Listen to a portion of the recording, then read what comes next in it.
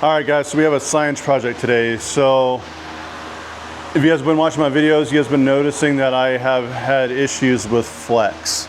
So to remedy that, I hope, we're gonna take the front sway bar off. I do have Bilstein 5100s in the front. I'm gonna keep the stock the way, or the rear the way it is, and eventually get some rear sway bar end links for that. But in the meantime, we're gonna take it off, and I'm gonna drive it for a week on the day-to-day stuff. I'll keep you guys updated throughout the week on how it feels, driving on normal roads, and then we're gonna go ahead and test it off-road as well, see how much more flex there is. But yeah, so I'm gonna kind of show you guys what I'm doing and how I'm doing it.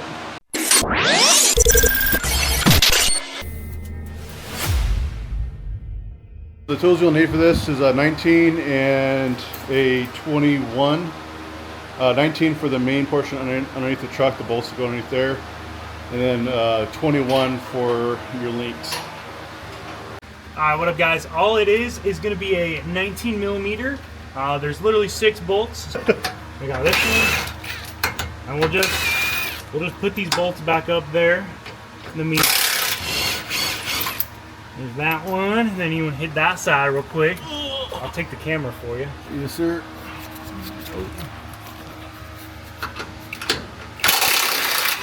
Boom, boom.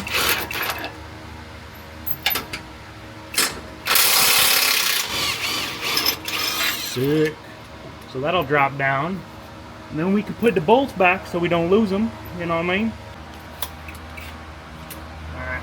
Make sure. And underneath it doesn't land on your face.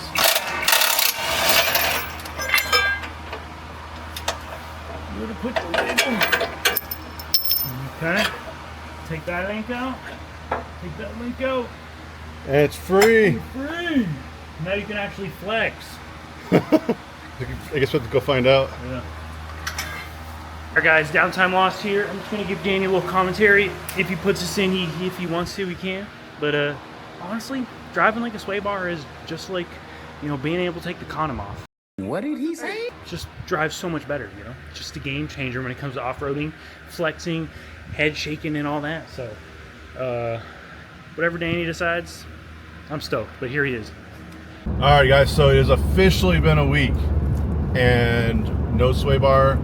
The first 2 days were kind of, it felt like I was on a boat, I'm not gonna lie. So it wasn't that bad, but it took about 2 days to get used to, and at higher speeds it felt better, so which is really nice. And then now it feels like it feels normal now after about a week of driving it to and from work. It's kind of out and about till today. We're going out to shoot next week's video, so make sure to subscribe to that. But we're going to test out the flex, and I'll show you the flex difference, just kind of how everything feels with it not being tied to the other axle, which is going to be really nice. It is smoother going over just bumps in the road, but I think I'm going to keep it off. If I'm going to be honest, I think I'm going to keep it off because it doesn't impact day-to-day life. I mean, I could see it being an issue.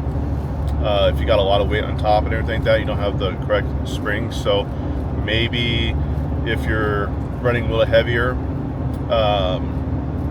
maybe get like some coils that have some kind of stiffness adjustability, so that way you can, you know, kind of compensate for having no sway bar, and then loosen them up when you go off-road. But we're gonna go ahead and hit this trail here in about 40 minutes. So once we get out to the trail, get aired down, I will show you what's up. Oh, neutral. You go a little driver passenger.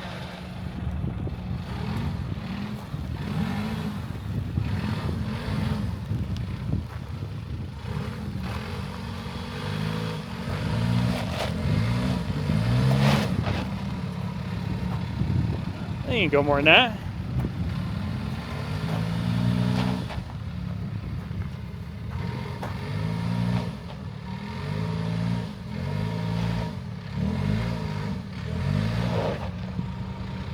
Pretty much it right there, yeah.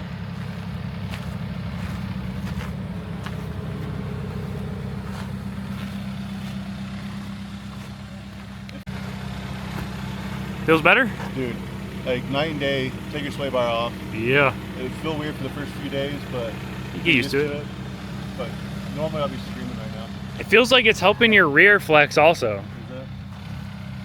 It looks like a 6-inch lift right now. Damn.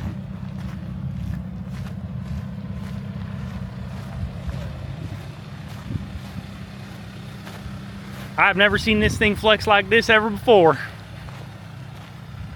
Guys, so I did a little flex test for you, so now we're actually going to do next week's video, so make sure to subscribe.